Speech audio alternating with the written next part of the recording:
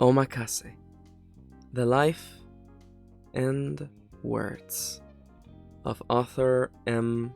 Karen. If this is our first time meeting each other, let me give you a brief introduction.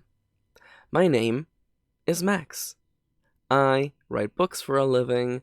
My pronouns are they, them, and welcome to my writing advice and inspiration podcast, OMAKASE. Today's episode is a little extra special because this marks the 1-year anniversary of the podcast. And I am very excited to talk about a bunch of things. On the first segment, my week, I'm going to be talking about my experience rewriting this old novel of mine, as well as the 1-year experience of creating this podcast, talking with you guys, and looking forward to the future. After that, we have a special segment. Usually, I answer 2 questions, an inspirational one and a technical one. But today, I'm answering... oh gosh, how many are they? Too many to count. I'm answering a bunch of questions kind of left in the back burner. Small questions to which I can't really make a whole segment about. So I'm just going to knock them down one by one on the second segment. And after that, we have the final segment, the prompt. And as always, I'm going to be bringing you a character question. And your job is going to be to think about your characters and to think about your story. Before we get started, though, I want to say thank you. Thank you to everyone who has been listening to this podcast over the last year. It has been very fun. Thank you so much for your support. And thank you for tagging along. I want to say that right off the bat. We're going to get way more sappy in a little bit. But I wanted to get that off my chest. And before I forget, the description of this podcast and video contain a bunch of handful little links. You should go check them out. But now, let's move over to the first segment of the show, my week. What have I been doing? What have I been up to? I have been picking away at the rewriting mines. As you know, I've been rewriting this novel that I wrote many years ago, and it has been a trip of sorts.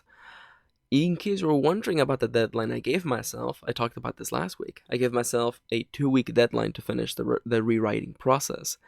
And I have to admit that I am probably a day behind. And this is all due in part to one chapter. Chapter 9 in this novel was a pain in my butt. We're talking about a chapter that I was dreading. I was dreading rewriting that chapter because I knew that Max from the past, that being the Max who wrote this story, made a couple of unfortunate world-building choices. I wanted to tweet about this, make a whole big thread. Make a thread. Yes, you will leave a review for my podcast or else. Now, I wanted to make a big thread, but I realized that I would very much rather talk about it on the podcast. So, what kind of unfortunate world-building choices am I talking about? First, I want to clarify that the novel I am rewriting right now is a first draft. Max from the past wrote it and tucked it into a shelf, and it is now that I am finally looking through it.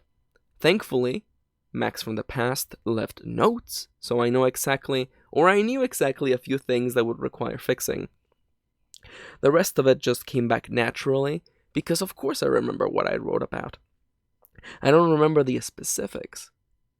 But even before I picked up the novel again, I remembered, okay, this happens in this chapter, and this happens in that chapter. And I knew Chapter 9 was going to be a problem. And this problem arises because of 2 things. Max from the past retconned, and that is a term originated from comics, which means retroactive continuity. I retconned something that had happened earlier in the novel. And the retcon itself overflows into other problems. Let's just say that I said a thing in that chapter that makes a lot of the things I said earlier not true. And it does not only make them not true, but it also creates this overflow effect where things that are about to happen in the story no longer make sense because of this one little thing. It would be like if I told you right now, if I retconned right now that I never recorded a single episode of this podcast. It would be silly because clearly I recorded 41 episodes of this podcast, and I'm clearly recording one right now. And if you're listening to it, clearly I must have recorded at least this one episode. That's a little bit more paradoxical than the world-building mistake Max made. But thankfully, let's all take a deep breath, relax. I don't know if you can hear the birds in the background. There's just too many birds. They're fluttering. They're having a good time. I'm recording this very early in the day because summer is returning upon us, and with summer comes heat, and when it is hot, Max dies.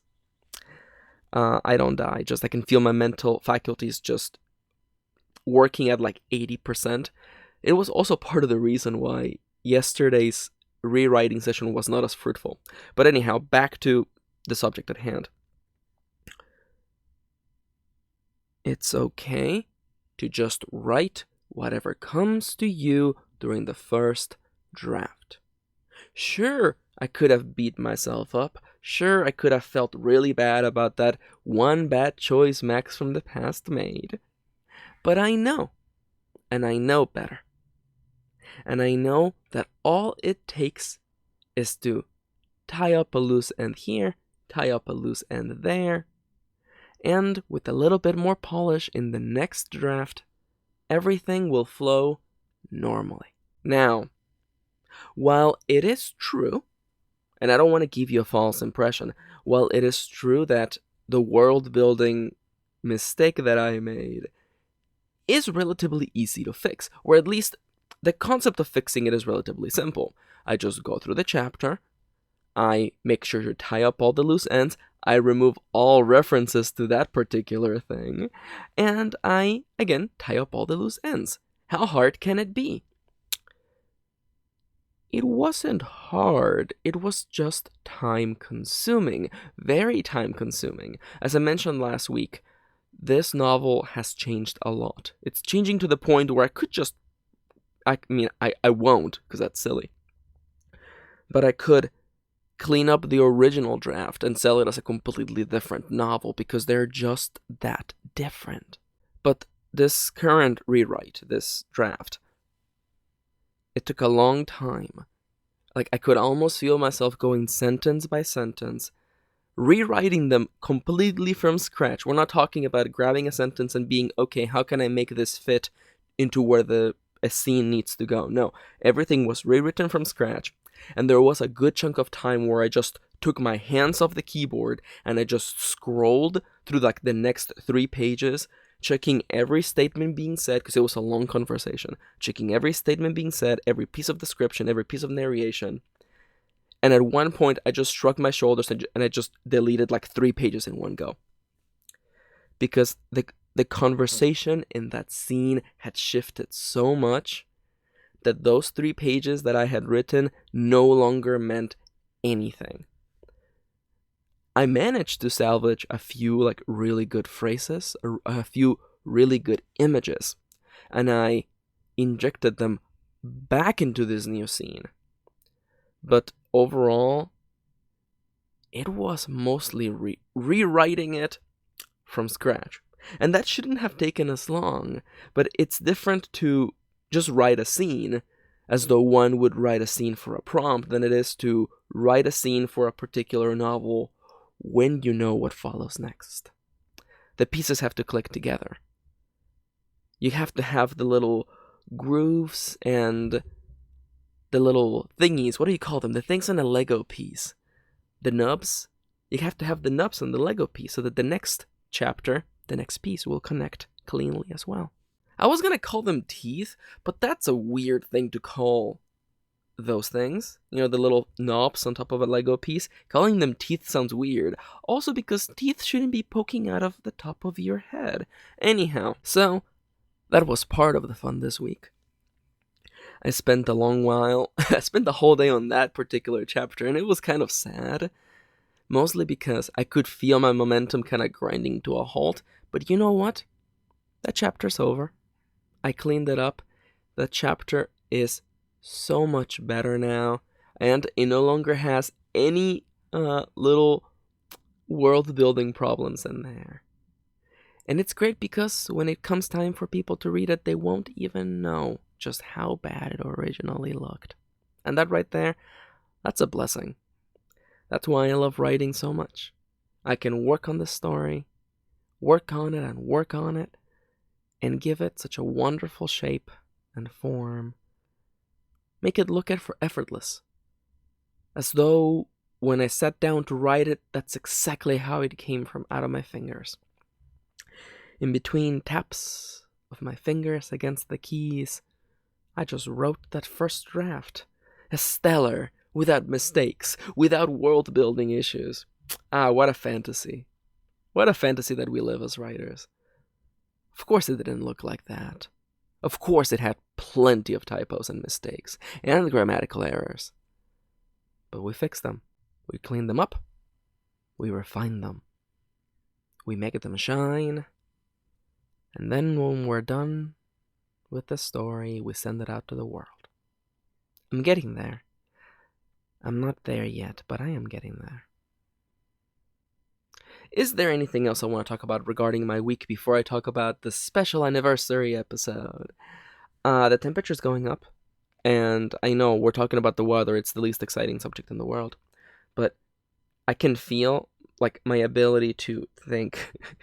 It gets so bad when it gets so hot in the house. I was writing outside. I was writing outside in the shade. That's how hot it got. Where I had to get out of the house where there is fans. That sounds wrong. My fans just hang out in the house, hey. It got so hot that I was just writing outside. I just had like a chair and I was just typing away with my Chromebook on my lap, just rewriting. It was good, especially once sunset started to roll around and the world started to cool down. It was good. It was hard, and I am not looking forward to more of this. Thanks, summer. Now, I wanted to talk about the other chapter I edited, the one I edited yesterday, which also turned out to be really hard. But we are super out of time, so I'm gonna shift over to the anniversary. When this video goes up, it is going to be, I think, a year. It might be a day before a year, but this podcast goes up on Friday, so what do I do? A year of my podcast. A year of OMAKASE. And creating content on the internet with the intent to inspire and help my fellow writers is not new. It's what I've been doing for a long while. I started with a blog, I made a YouTube channel, and I have found a comforting place here on the podcast, where I am able to earnestly and genuinely talk to you, talk into the mic, and tell you what I really think. There is a little bit of a time constraint, but I can assure you, I feel way more comfortable talking in this format and telling you what I really think and having my silly rambles and segues. I am way more comfortable this way than I ever was trying to fit my advice to crunch it down into the less than 10 minutes format that is kind of required for YouTube.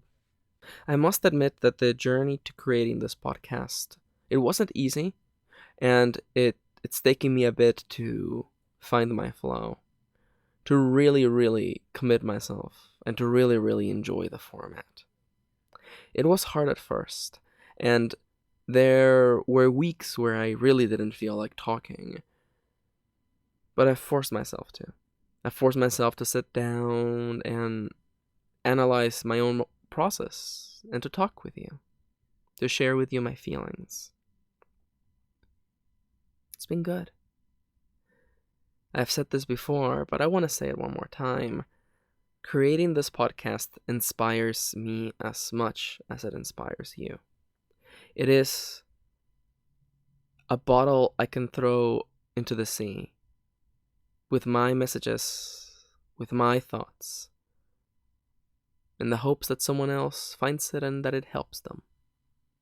It gives me a place to talk. And writing can very often be a lonely profession, with just you, your thoughts, and the blank page. Sometimes a cat, but more often than not, just the blank page. I hope, to those of you who have been tagging along for a long while, I hope that I have been useful. I hope that I've been good company. Is the podcast going anywhere? No. I really like making the podcast. If I had to make a type of content for a long time, this would be it. Sometimes during the act of reminiscence, I find myself wondering if I should go back to making videos. But then I remember how much of a pain those were to make, and how much time they took to make, and how limited I was in that medium. I might still make some funny, silly things. But right now, this is my medium. I really love talking to you like this. I hope you like it too. It's been a fun journey. And it's not over. I will be back next week. And the week after that. In retrospect, this podcast has been a showcase of my writing journey. For the first time in forever, I feel like I really have my footing. And I don't want to say that it took me a year to get there, because that's not really the case. And we shouldn't quantify our progress like that. It's very easy. It is so easy to try to be better and make changes to your life, and because we're always caught on the next thing and we never stop to look back or to look at ourselves in the mirror, we make changes to our life and we improve, and we don't notice it. We don't stop to ask and remember or think how things used to be.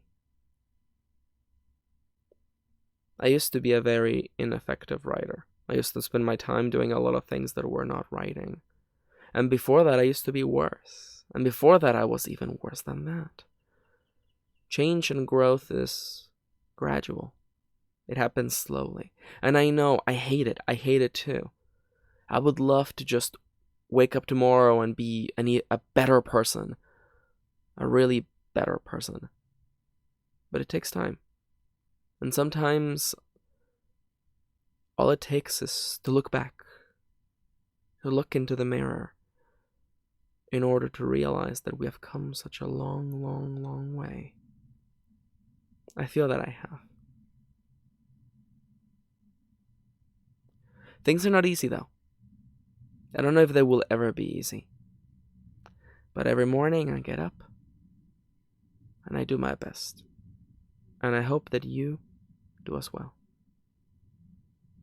Okay? Okay. Thank you so much for listening. The episode is not over yet.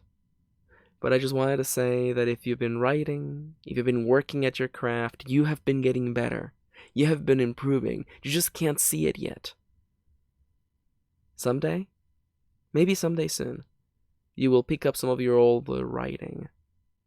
You would read through it and you will realize, wow, I've come such a long way.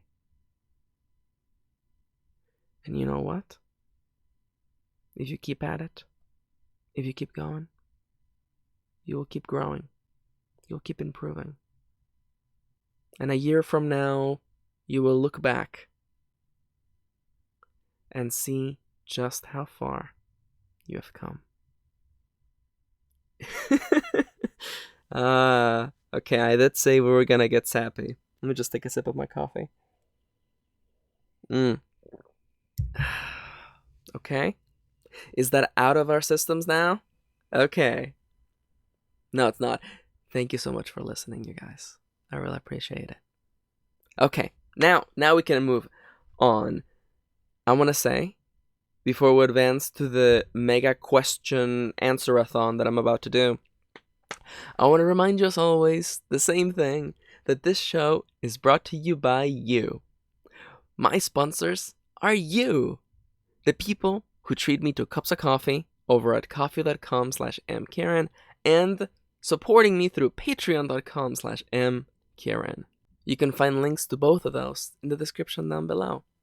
And I want to give a big shout out to one of my biggest supporters, Rival Moonlight. Rival Moonlight has a DeviantArt page. You can find out more about his writing and his art over at deviantart.com/Rival Moonlight. All right. Get all that sappy stuff out of here. We have a lot of questions to get through. So welcome, distinguished guests. Welcome to my answer-a-thon for the 1-year anniversary of this podcast. Really, it's not because it's an anniversary. I just have a lot of questions that I haven't answered. And as I mentioned, they're not big enough to make a whole segment. So I'm just gonna the one description that I've always done is machine gun fire through them, which sure is a violent way to describe it, but it's what I mean. Answering questions as fast as possible, beginning at the count of 3, 2, 1. Max, writing isn't as fun to me anymore. I feel like I'm spending all of my time trying to write stuff that will impress people. What should I do? You should stop doing that. It is very easy to grow disillusioned when all you're doing is trying to impress other people. It is putting aside your own needs, especially your creative needs, for that of other people. And trying to impress people through writing is a fool's errand. What I would like you to do is to step back, give yourself a little bit of time so that you can get all of these feelings out of your system, and ask yourself what you want to get out of writing, what inspires you, what makes you excited and happy. Because writing should be exciting. It should be fun. And if through searching you can't find an answer of what is fun to write, I want you to instead ask the following. What kind of stories would I like to see in the world? What is missing? What do I want to see that isn't there? And then go about making that. Next question! I am a young writer and I show my writing to my parents in order to hopefully get some feedback, but all they get back to me with is grammar advice. What do I do? Well, grammar is important, and if you are a young person reaching out to your parents for feedback, I think it is understandable that they would get back to you with mostly grammar advice. Do keep in mind, though, that grammar is actually pretty important. And if you are, I don't know how young you are, but if you are a very young person, it actually, it makes sense that your parents would want to make sure that you got that right first. It's going to be pretty hard for you at that age to find some, story-based feedback, but I want to inspire you to keep on writing. If you have the option at school to take creative writing classes or literature classes, I would like to inspire you to do so. Just don't take the advice from your teacher too seriously. Everyone knows all the horror stories about their bad literature teachers. Also, if there are contests at school for writing, make use of those, okay? And maybe once your grammar is really, really, really good, your parents might give you something other than grammar advice, okay? Just right now, look on the bright side. It is so good that you can reach out to your parents. I certainly didn't get to do that. So, appreciate that. Keep working on your stuffs and keep moving forward, okay? And keep writing, okay? Okay. Max, how do you wake up early every single morning? Trick answer. I don't wake up early every morning. Sometimes things happen. Sometimes I end up staying way too late because of this reason or that reason. But what I try to do, the one life hack, the one technical tip that I can offer is for you to grab your phone, because clearly your phone is your alarm, unless you have an actual alarm, in which case the tip still applies. Take this alarm or phone that you use to wake up in the morning and put it as far away from your bed as possible. Bonus points if you can actually have it be so far away that it requires you to get up from the bed and walk. Throughout the course of my life, I have discovered that the closer my phone is to the bed, the most likely I am to just ignore the alarm. When you wake up, you have the dumbest brain possible, and all we want to do is to return to the warmth beneath the covers. Do not allow yourself to make this mistake. Put the phone as far away as possible. Max, how do you develop a consistent writing routine? Give yourself a starting time. It doesn't have to be the same time every day, but just allocate in your brain and hopefully write it somewhere, maybe in your calendar. I am going to begin writing time at this hour. And then give yourself the minimum possible goal that you can achieve realistically. If you have an hour of free time at night, give yourself 20 minutes for writing. And every time you sit down, meet your minimum goal. If you still feel like writing more, if you still have more in you, keep going. Otherwise, you're free to stop for the day. Our brains are not very smart, and just having a minimum goal, a very easily achievable goal, can help us just push through that block. Just push through that barrier that tells us that, that a task is too hard, or finding excuses or finding ways to kill time aside from it. A small goal every time you want to sit down to write. Sometimes you do have those 20 minutes and that's all you get. And sometimes you just go beyond that because you realize that you would very much rather keep writing than doing something else. Okay? Minimum goals. Allocate time, minimum goals. There you go. Max, I've been told many times that the present tense is dead and that I shouldn't use it for my writing. I mean, that's kind of a statement. It's not really a question. But write whatever you want. Write whatever you want. I need you to understand right now that there isn't a single thing you could do with your writing that wouldn't cause that reaction. Some person in the internet coming out of the woodwork telling you that this thing you're doing is dead. Why are you wasting your time doing this? Said the person wasting their time on the internet. Keep writing. Keep creating. Keep doing what you want to do. If you want to write a story in present tense, then go ahead and write that story in present tense. That's it. No one can stop you. I want you to understand. They can try to stop you, but they can't. It's great. Do you have any idea how many times I've been told that I just quotation fingers can't have a whole cast of queer characters? It's silly. And the best part is they can't stop me. They can't stop me from having a whole cast of queer characters, and they can't stop you from writing in present tense, if that is what you really want to do. Oh, on the same theme, someone said that you shouldn't have a queer or LGBTQ protagonist. I mean, people say some really dumb things. That's up there. That really is up there. Your protagonists can be whoever you want them to be, and you can make them queer. It's completely fine. There is nothing wrong with that. And I have gotten this particular comment before, and I do find that it, of course, comes from a place of ignorance. If anything, because people expect the things others make to be what they like. And to this, I have always replied the same. If you want a story where the main character is straight, there is hundreds of years of literature where all the people in there are straight. So why come knocking around at my storefront? Here at my store, I sell stories where the protagonist and the whole cast is queer. That's what happens. That's what we sell here. If you don't like it, get out. We deserve the right to not give you service. Hey Max, when are you gonna do vlogs again? Unlikely. Wait. Let me just shake that 8-ball. Unlikely. Oh, that's a dumb joke. Nobody knows what an 8-ball is anyway, except all of us old folk.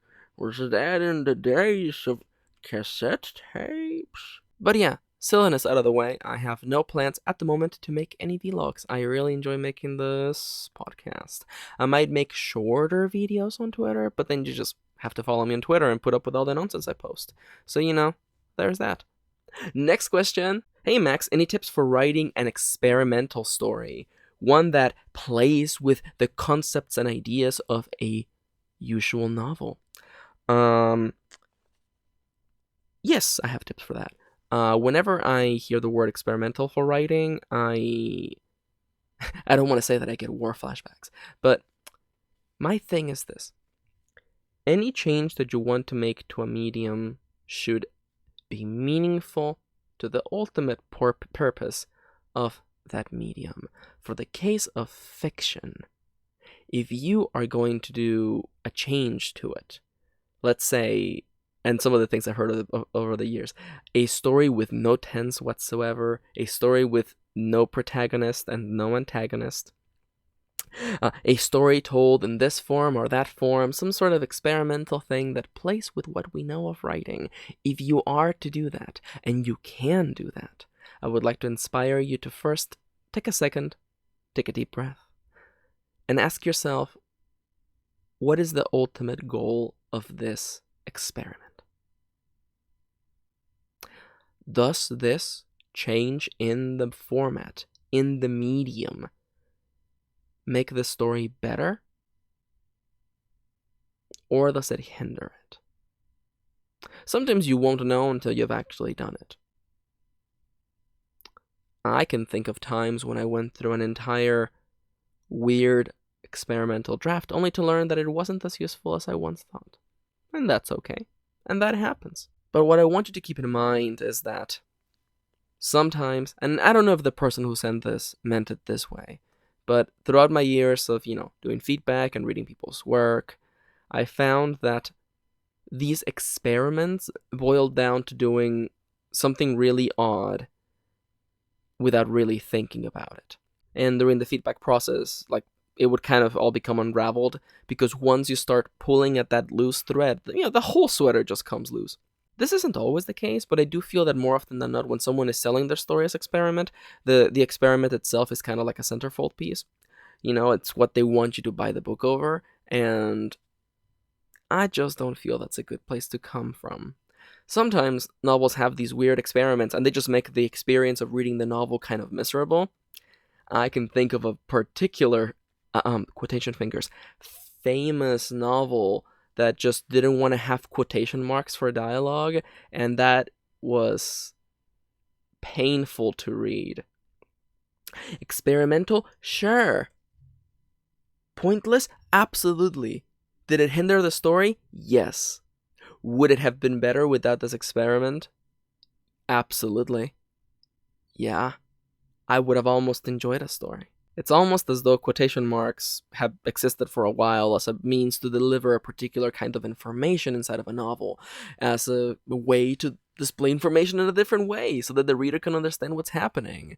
But anyhow, I'm a big nerd for clarity in writing. When the writing is clear, the reader can read through it and suddenly they're really immersed in the story, as opposed to getting knocked out of it every 2 minutes because they're like, wait, is that a person talking?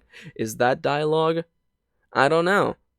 The author didn't think of having quotation marks in this story, so I guess I'm gonna have to do all the work myself. One more thing on experimental writing styles. Here's a quick test to make sure, to see if you need to do this. If it feels like a gimmick, don't do it. Okay. Controversial opinions from M. Karen. Max, any favorite writing snacks?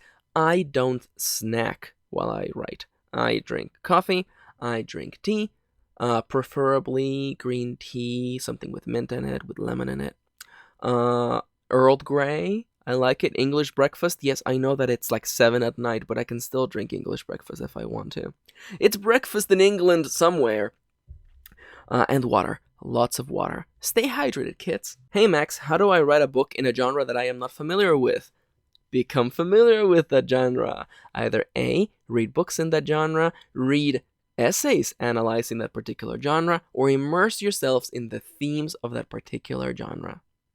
I don't recommend you go to TV Tropes and just open up the page for fantasy novels or fantasy. I think that would be a huge waste of time. You could spend that time reading some actual fantasy novels, playing fantasy games, things that immerse you in that feeling and those themes. Okay. Also watching fantasy-related stuff if fantasy is what you want to do. Hey Max, why do you like to go to coffee shops to write? Are you just a hipster? Okay, have you seen me? Have you seen my Twitter? I am not a hipster. I am a doofus. I am a nerd. I am...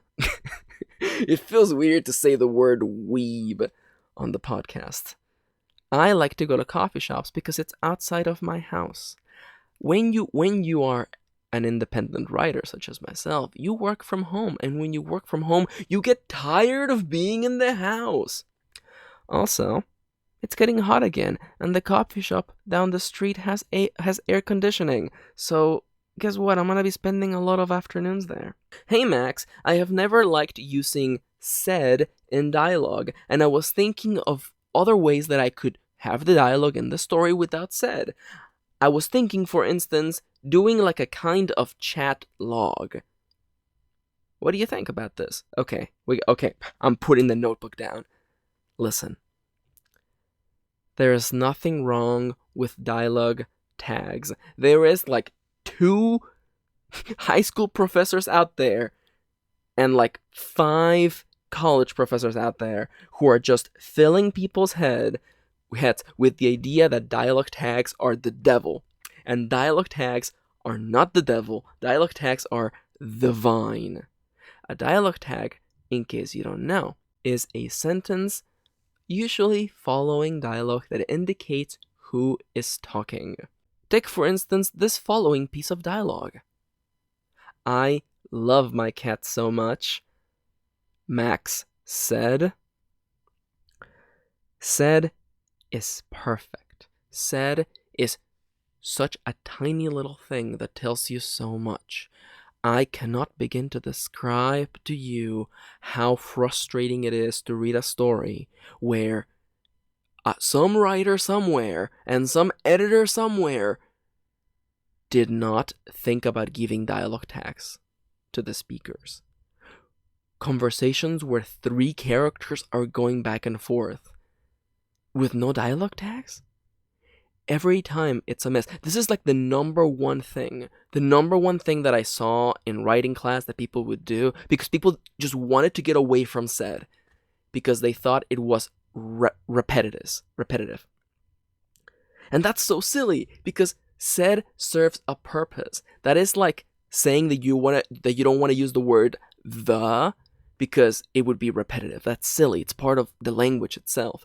And you can do more than just, he said, she said, they said. There's just so much you can do with dialogue tags that just not using them or to steering away from them or developing entire new dialogue systems just so you don't have to use said is silly. It is silly. You can use said. And anyone who tells you that it's not good, tell them they're wrong. And tell them that their writing is unclear. And tell them that when Max reads their writing, I have to go with a pen labeling every line of dialogue because I don't know who the heck is talking. You're not the first person to try to come up with some way around not having said.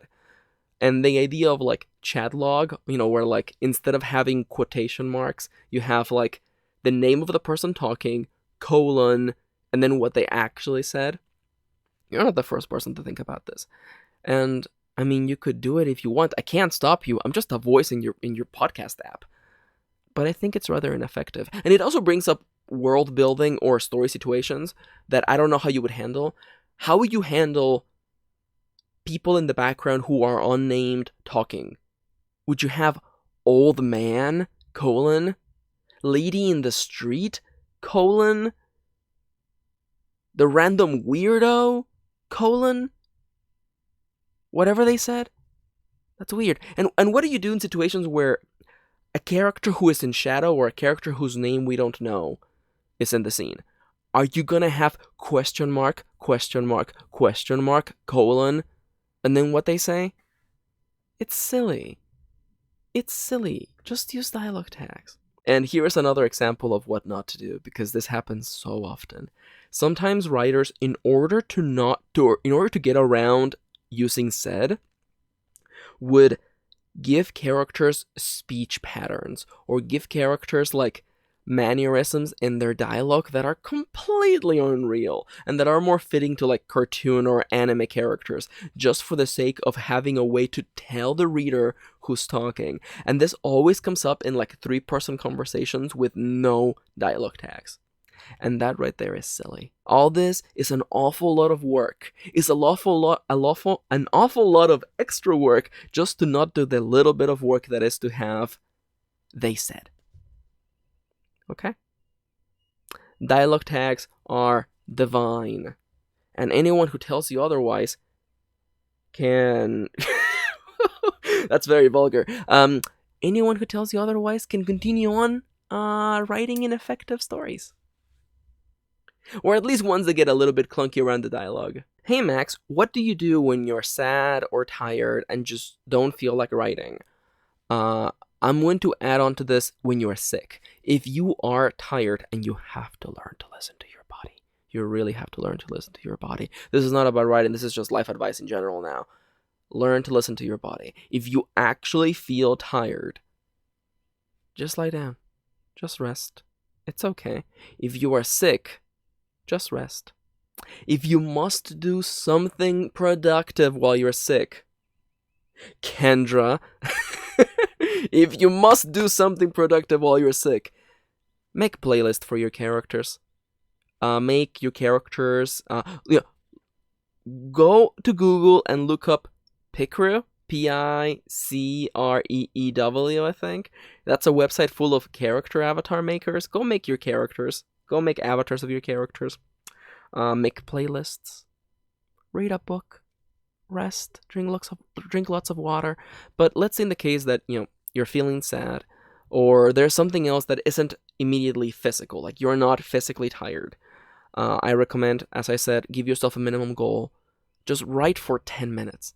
Just write for 10 minutes, and if there's nothing left in you after that, then you're done. But if you finish those 10 minutes and you want to keep going, it's good. Keep going. Writing can serve as a good distraction whenever there's something wrong in our lives that we can't do anything about. I don't want to say that writing can help one get over a certain grief, but it can. It's a better distraction than just, being miserable. Sitting on the couch, just running through the same thoughts over and over again. Go get some writing done. Or rest. Sleep in. Read a book. Make a playlist on Spotify. Make avatars of your characters. You know the deal. Hey Max, you used to recommend Evernote for writing. What do you use now? I recommend, if you want just a writing program for your computer, I recommend Scrivener. I started using it and I really, really like it. I am not using Scrivener at the moment, mostly because I'm just in rewriting mode and I'm just doing stuff on my Chromebook. For my Chromebook, I literally just use Google Docs with an extension called Distraction Free Mode for Google Docs. I recommend you download that. Google Docs, Distraction Mode, Chromebook. That's all I need for writing at the moment. And it backs up everything to the cloud, so my writing is saved. Evernote is not dead. Not yet. But you have to stay flexible. You have to be able to stay flexible, especially in the age that we live in, where companies rise and fall all the time. So I do recommend to stay a little flexible. If something happens to the Google Docs, I know that I can just download all my files and put them somewhere else. Easy. Max, I've been trying writing by hand, but I don't like fountain pens. Is something wrong with me? No. You don't have to write using a fountain pen. If you don't like it, you don't like it, and that's it. Fountain pens tend to be a little bit more problematic for left-handed people because of this much. But if you're left-handed, you know this much. I am not left-handed, but I have many friends who are left-handed, so I know about this much. I talk about it like it's a thing. I just gave it a name. Anyhow, you don't have to use a fountain pen. Here is a list of things you can use to write a novel that's not a fountain pen. Those really cheap big pens, Energel pens, G2 pilots, those are very good. You can also just use markers, color pencils, crayons, that pen that you stole from that one doctor's office, pretty much anything you can use to write a novel. You can type your novel using your feet. You can type your novel using any kind of device that you can imagine. Sometimes I just write on my phone. There is no requirement to writing your novel. If it works for you, it works for you. Max, I am an aspiring author. How do I create a social media presence? All right, here we go. It's very, very easy, okay? You make social media profiles. You make a blog or a Twitter or whatever, and you post. You post regularly. You try to say something meaningful, and you keep doing that. And you keep doing that. And also don't forget to keep making art. That's it. That's it. Not really, that's it. It takes time to build a fan base, to build a following. You just have to keep making stuff, sending bottles out into the sea. Some of them will come back. Most of them don't, but that's okay. Try to create the content that you wish was in the world. That's how I started this. Max, how do you make an ebook of your novel? It is very simple. What you're going to do is that you are going to go to Amazon or whatever place you like to buy books from, and you are going to look up for Guido Henkel, that is Guido Henkel, Guido Henkel, The Zen of Ebook Formatting. That book is a book version of Guido's online tutorial on how to make ebooks, and it is fantastic. It will teach you everything you need to know, and it will guide you to all the programs you need, all of which are free. Max, my characters are not helping. Have you considered that maybe you are the one not helping your characters? Max, what do you do when you feel down about your writing? The thing that I do is that I go to YouTube and I look up Neil Gaiman Make Good Art Speech. Watch it. Get back to work. Max, I feel like I am a failure. I feel that I am not improving and that I am never going to finish this novel.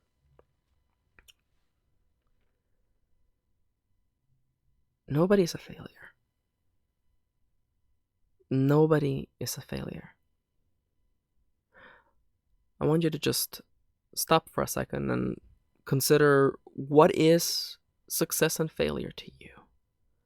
What represents winning or failing? In life, there is no such thing. You don't just finish the main quest in your life and you're done. Living is about experiencing, about learning, and about growing. It takes a while. Sometimes we travel the world just to find ourselves, and all we find is that we're back where we began. But we're not the same person anymore. When it comes to writing, I see it this way. If you are reading other people's stories, and you have an open mind to learn, and you are writing, there is no possible way you are not improving. You're taking in from others. You are learning from their mistakes. You're learning from what they do best. You are open to take in those lessons, and you're applying them in your writing. How can you not learn? How can you not grow? And as for writing, novels take a long time. They really do. Discipline can help with that a little, Not sitting down to write at the same time every day, but every time that you have the time to write, making it writing time and respecting it. Saying no to invitations, saying no to certain gatherings. A book takes a long time, and it takes dedication. And you've come this far. If writing brings to you something that you can't find anywhere else, keep at it. Keep telling stories. You're growing. You just don't know it. Change is so gradual sometimes. Sometimes, and I know we can all relate to this, we give up on ourselves and we return to bad habits. And then, when we look back, we realize that we have, in a way, wasted years of our life. You know that feeling. That sensation when you realize that had you not given up, had you just kept going, you would have been different. Things would have been different. But we only have so many years in our life, so much time to do things. Don't let that happen. Don't give up. Keep going. Keep at it. You're not a failure. How can you be a failure when you face the blankness of the page? Sometimes all we need to do is to stand in front of that page and to enter words one at a time. And if you do that, if you keep at it, I promise you, you will eventually land right where you're meant to be. And if anything, you will wake up a year from now, look back on all the things you've done, and realize just how much you have grown. And that is about it for the questions. I hope that you guys like this barrage of questions. And if you have tiny questions you want to send, the comments of my videos is a good place to do so. My email in the description of this video, Twitter, and Tumblr. You know where to find me. Just send me your questions. I'll pick them up. And if I get a bunch of them, I've been gathering these over the course of the last couple of months. If I get a bunch, I will gladly do this segment again. I hope you guys liked it. But now, let's move over to the final segment of the show, the prompt. I am going to be giving you a character question, and I want you to think about your characters, about your story, but not the story as it stands in your mind. We're going to go past the ending of the story. Today's prompt is a very simple one. You're going to go character by character and answer the following question. Imagine the end of your story, the end of where you think the story is going to go. It needs not to be the actual ending of the story. Sometimes stories change. But imagine where you think the ending will go. Imagine that point in time, the ending of the story, the conclusion of the events. And then advance the clock a year. 1 year later. And go character by character. It's been a year since the conclusion of the story. How has this year affected them? Have them look back. Have them think on their achievements, on the habits they developed, on the things they can now do, on the people who are gone. Have them reflect. What's it like a year after the end? Think about this. Let it simmer in the back of your mind as you go about your day or your night. A year later. Every character, a year later. Think about it, okay? Okay. And now, it is time for me to go over last week's prompt. Last week's prompt was about how characters dealt with grief. So I'm going to tell you how each of the two characters, the two main characters in this story, we will be calling them A and N, how A and N deal with grief differently. A is special. They have a particular outlook on life, and thus they have a particular outlook on death. I don't know how to say this without it sounding ungraceful, but let's just say that for a long part of their life, for a really big period of their life, A didn't think they were gonna live for much longer. They lived on a day-to-day basis, and even that day-to-day was perilous and dangerous, and they found little meaning in this life. I mentioned that last week. This feeling that A is putting their life at risk with a very dangerous job. They're doing this dangerous job to earn money, to buy food, to eat food, to keep living, to keep doing this dangerous job. This cycle doesn't bring them a lot of joy. And I feel that if they were to learn that someone dear to them had passed away, I know exactly who it would be. I know exactly who it would be that would be heartbreaking. But I can imagine it would be a slow burn for them. I imagine that at first they would appear stoic. They wouldn't internalize the news right away. It would take them months, weeks. It would take them a while to finally internalize it, to finally realize that this person is gone forever. Gone without a chance to say goodbye. It would be slow. It would be slow and gradual, and you would almost not be able to see it. I imagine them getting the news and not even breaking into tears, almost staring blankly at the person delivering the news. And I can imagine over the course of days and weeks, leading ultimately to a moment where they finally break down. Where they finally, in the middle of washing dishes or something, realizes that, yeah, they're gone. This person is gone forever. And you didn't get to say goodbye. What about N? N is different. Oh, N is super different.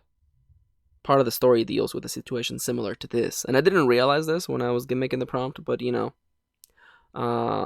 hindsight is 2020 and all that stuff. How would N deal with this grief? I think that, unlike A, N would right away come to terms with it. I imagine them, I don't want to say a quick turnaround, because it makes it seem as though they really didn't hurt, but that's the way N is. N comes around from things really quickly. N would probably break down right there on the spot, be unconsolable for probably the length of a day. And then once they got all of that out of their system, N would do everything in their power to honor the memory of this person, even as far as traveling to where they rest, even if that involves crossing across, half of the universe. Do that, pay their respects, honor the memory of this person, and then, with that chapter done, N would move on. It's weird because sometimes during the story I feel like I describe A as being very mechanical, while N is actually, I think, a much more practical, mechanical person. N would feel the sadness, come to terms with it. It is the part of not being able to say goodbye that I think would hurt N the most. If Anne had gotten the chance to say goodbye, I feel like they would probably have skipped over the entire grieving period. They would have still been sad, but they would have skipped immediately to honoring the memory of the person. Everyone deals with grief differently, because we're all different people.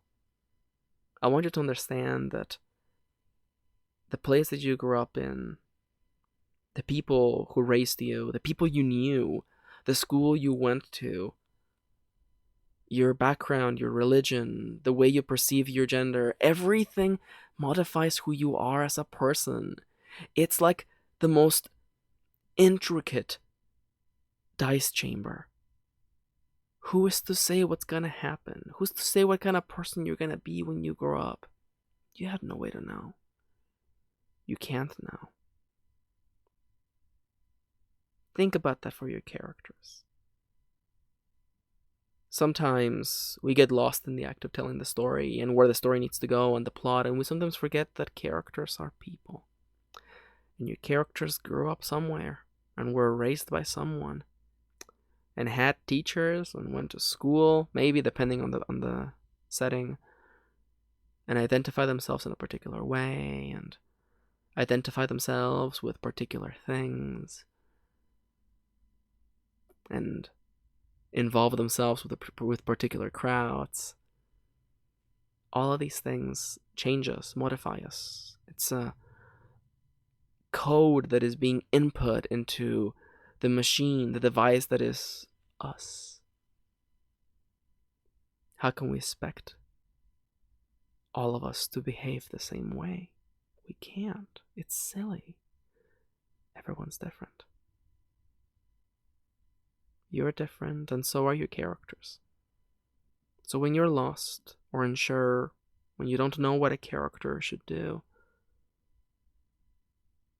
consider where they've come from, who they are.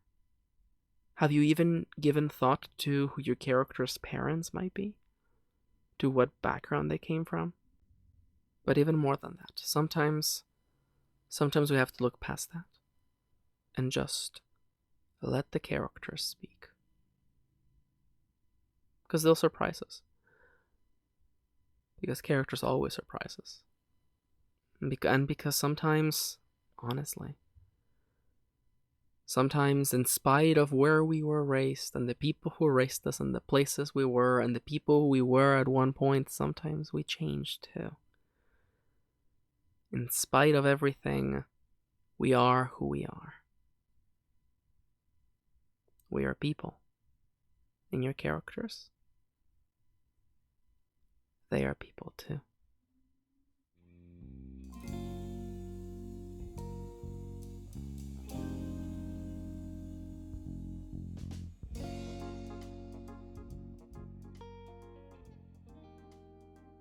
And so, welcome to episode 42 of OMAKASE, my writing advice and inspiration podcast. It's been a year, a delightful year of episodes, and I am so thankful for all of you watching. You guys are awesome. Your comments, your emails, your questions, they have all touched me. Thank you so much. Even if you didn't listen to every episode. Even if you are only in it for the prompt or the questions. Or if at times my rambles get a little silly. Thank you for listening. Thank you for giving me your time. That right there is the most precious resource. We only have so much of it. So thank you for deciding to spend your time with me. I hope I was good company. I hope I showed you another point of view. And I hope that between now and the next time we meet, that you get some writing done. Okay? Okay. And my wife made sure that I would say this now. But I want to remind you that if you really like the show, I would really appreciate if you could go to iTunes and leave a 5-star rating and a review. It would mean a lot. reviews are the way in which the show grows and will continue to help even more writers. There we go. My wife was like, make sure to say that they should leave a review, and it's true. She's always right. But for now, thank you for listening. Thank you for spending your time with me.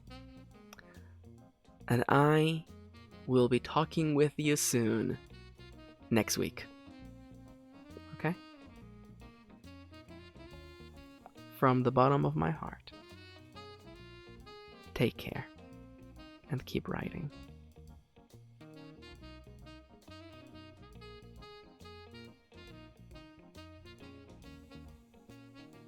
Okay. Are they all gone? Okay. Alright. Hey guys. Welcome back to the end of the video club. If you are still listening, and you can keep listening, I'm gonna take a second to go through every donation and everything that I've gotten and give a shout out to every wonderful person supporting me, whether it is through Patreon or to Coffee or everything. I'm gonna give a shout out to, oh my god, really? Okay. Okay, how about this? I'm not a robot, Patreon.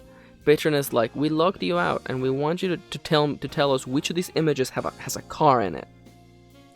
I'm like, I don't even know. What even is a car? What even is a car? Come on, Patreon, get real. What even is a car? Has anyone ever seen a car? Anyhow, what a shift in town. Hey guys, welcome back to the end of the video club, where I am a goof and I give shoutouts to people. I also try to not have any edits at all. So buckle in for our 1-year anniversary silliness coming right your way. I want to first give a shout out to everyone supporting me through coffee.com/mkaren. That is the #1 place to support me. Pretty much all of the money you send my way gets to me. It's probably the best way to send me a quick tip if you really enjoy the podcast and the show. So consider going to ko-fi.com/mkaren if you really want to, give me a little bit of support. And I want to give a shout out to the following people: Lishadra, Angela, Kristen Lufton, Sylvia Leitilla, and Polycraftual. Thank you so much, you guys. You guys are the best. And now, moving over to Patreon, if it won't break today. Last time I was doing this, Patreon was being funny. Patreon is always being funny. It worked! It worked today! That's fantastic! That's amazing! Oh no, I'm recording this while the internet is exploding. The internet is exploding today.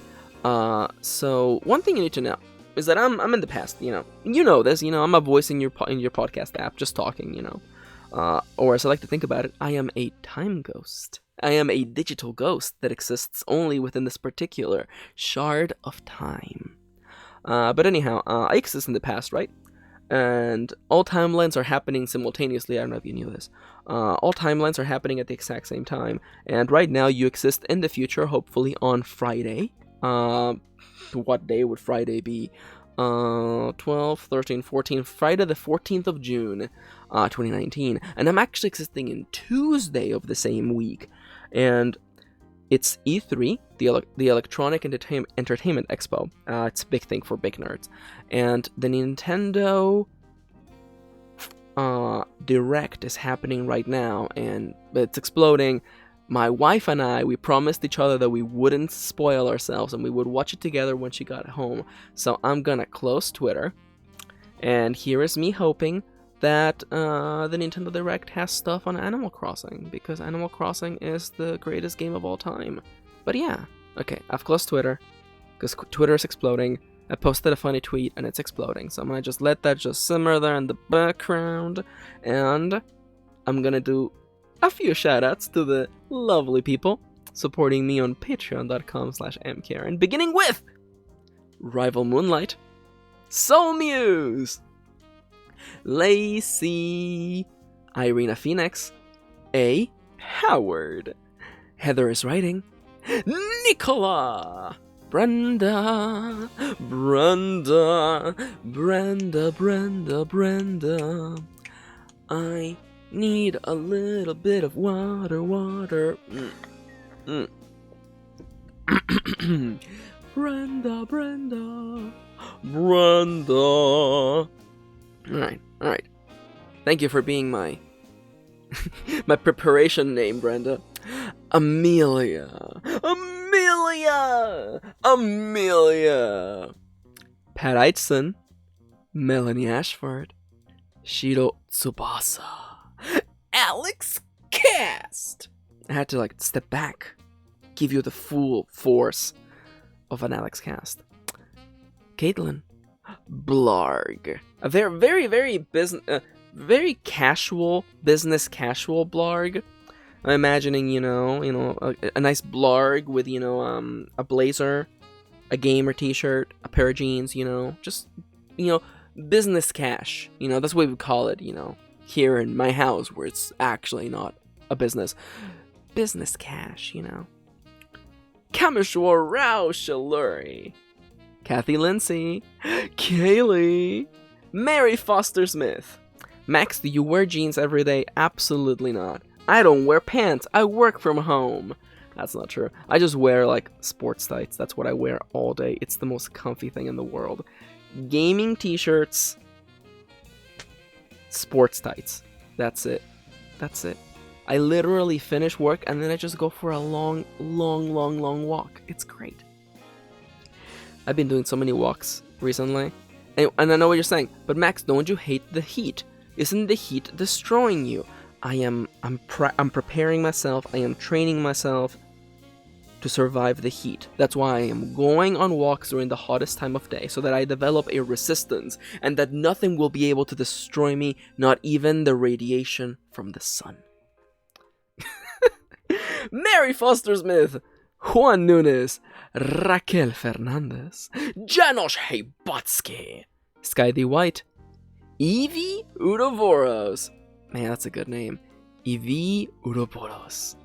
Connor, Rhiannon August, Nicolay, J. Tana Kirkwood, Aerosols!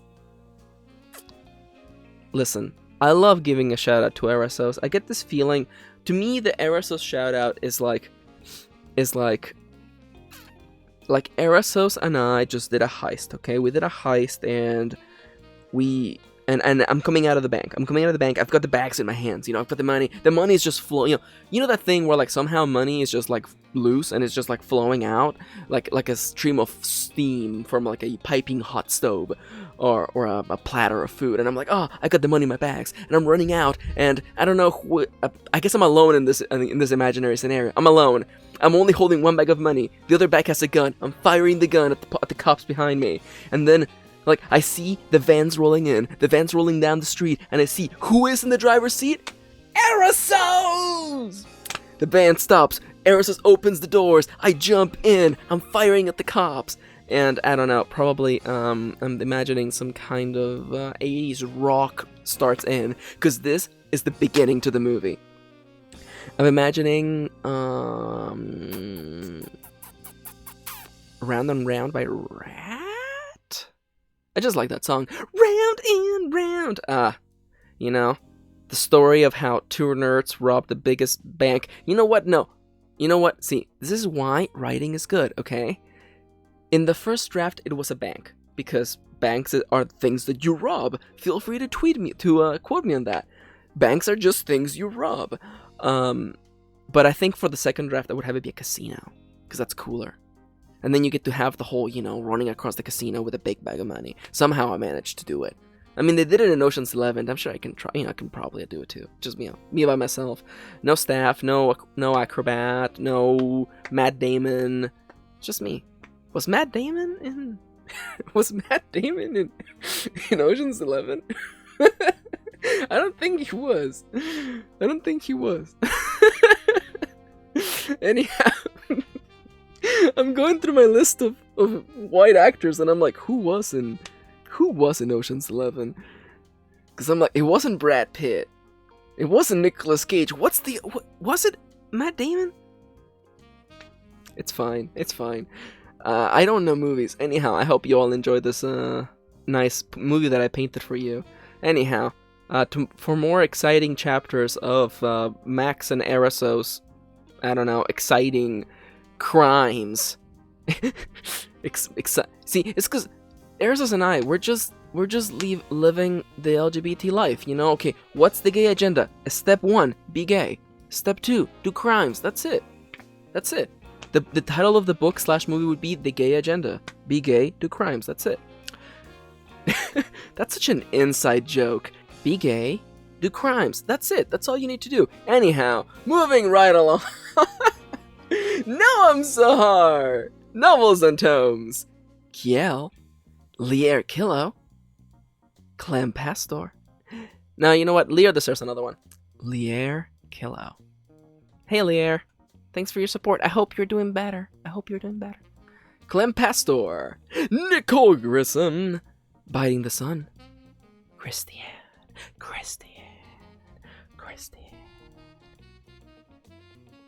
It's like one of those like you hire a psychic to talk to the spirits of the death, to the spirits of the dead, and then like the spirits of the dead are like, who did it?